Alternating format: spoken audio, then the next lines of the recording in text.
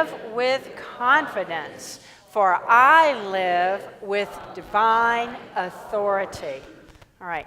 I live with confidence, for I live from divine authority.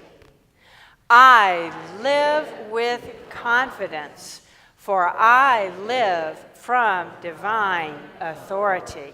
All right, we're going to see some amazing things happening this month. We do every month. It just keeps growing. It's great. Good stuff. All right, there's a Mutz cartoon, and there's the dog Earl and the cat Mooch. So in the first frame, there they are.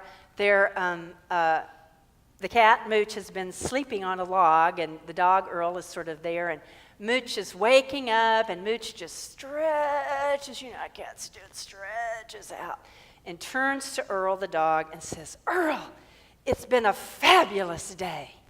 And Earl looks at the cat, and he says, "But Mooch, all you've done is sleep all day." And Mooch says, "Yes, but I did it with passion." That, it's not about what's going on in the outer. It's not even really, in the end, ultimately, what we're doing. It's about what's going on in our inner life, right? It's about am I doing what I'm doing? Am I being present with passion? And that's the question that we have to ask ourselves. What's my passion quotient today? What's my joy quotient today? It's always an inside job. And there's this very bad joke about a monk, but I'll tell it anyway. It's not naughty, but it's just kind of goofy. Okay, anyway, so there's this monk who joins a monastery where the rule that they follow is that you can only speak once every 10 years. So the monk comes in, and the first 10 years he says, "Terrible food." At 10 years, he says, "Room is too cold." At 30 years, he says, "Bed's too hard." At 40 years, he says, "I'm quitting." And the abbot says, "Well, no wonder all you've done is complain ever since you've been here." But the point is what's going on inside of us? Where's our focus? What are we attuned to? What are we looking at? Where is it that we're putting our attention?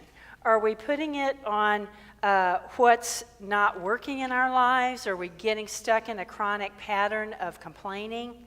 Or are we finding things to be grateful for? Are we finding that sense of joy within us? Are we taking life as it comes and meeting it from that inner place of happiness, or that inner place of enthusiasm, or that inner place of joy in living, that inner place of passion?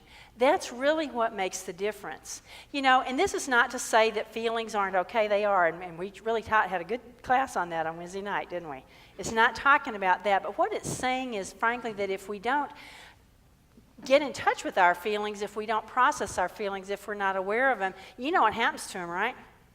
They get stuck. You get hardening of the feelings. Has anybody experienced that? And then it leads to hardening of the heart. That's right, hardening of the heart.